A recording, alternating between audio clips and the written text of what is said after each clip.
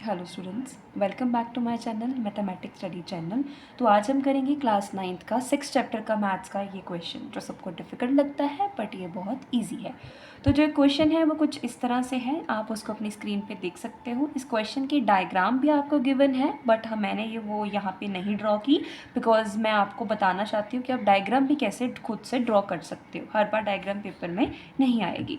अब देखो in figure P O Q एक लाइन है, तो यानी कि ये जो है पी ओ क्यू एक लाइन हमें दी हुई है। तो दिस इज़ पी ओ और इसमें बीच में एक पॉइंट है ओ, पी ओ क्यू। तो ये हमारा फर्स्ट लाइन जो है वो डन हो गया कि पी ओ क्यू एक हमें लाइन गिवन है।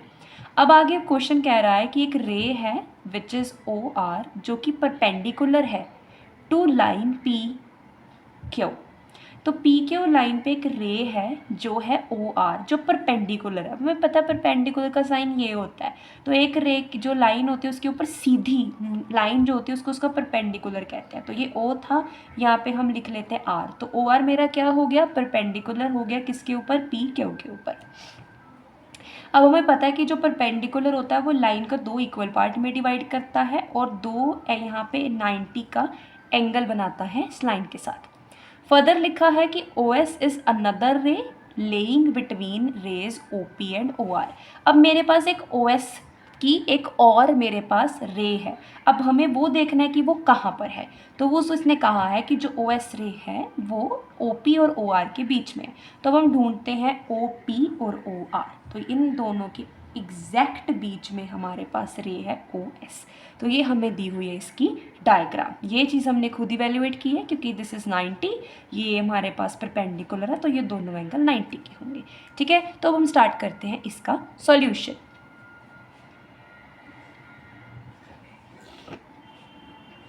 तो सबसे पहले हमें ये करना है कि जो हमारा ये वाला देखो एंगल 90 है, ये भी एंगल 90 है। तो जो एंगल होगा आर ओ क्यू वो इक्वल हो जाएगा एंगल आर ओ पी के।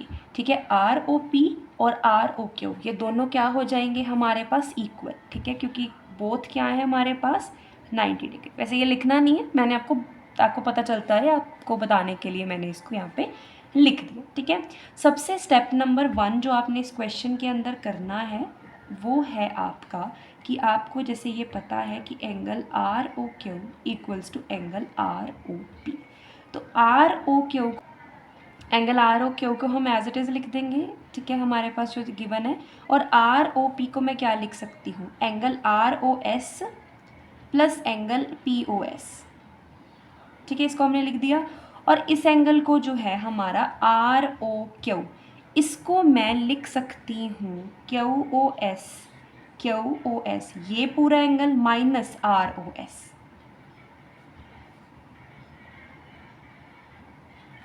देखो ध्यान से समझो, आर ओ क्यू मेरे पास ये एंगल था।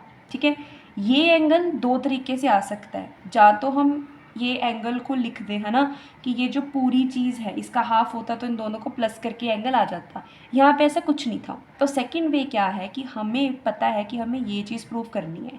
तो इसको मैं कैसे प्रूव कर सकती हूँ कि आर ओ क्यू जो है ना, ये है 90। तो इसको मैं कैसे लिख सकती हूँ, इस पूरे एंगल में से, इस पूरे एंगल में से अगर मैं ये वाला पोर्शन गायब कर दूँ, ठीक है, अगर हम इस पोर्शन को हटा दें तो यही पोर्शन बचा। तो हमने वही किया, हमने ये पूरे यानी कि क्यू ओ एस में से माइनस कर दिया आर ओ एस को, यानी कि ये वाले पोर्शन को हमने पूरे में से माइनस कर दिया। तो बचा क्या, आर ओ क्यू। तो हमारे पास आर ओ क्यू रह गया। अब हमने क्या करना है, हम इसको एज इट इज़ लिखेंगे। अब आप देखो लाइक टर्म्स हैं, इनको साइड पे ले जाते हैं, ये आ जाएगा क्यू ओ एस, ये पॉजिटिव में था, इधर आके ये आ जाएगा नेगेटिव में, ये एज इट इज़ रहेगा। ये शिफ्ट हो रहा है तो माइनस का उधर जाके प्लस का बनेगा।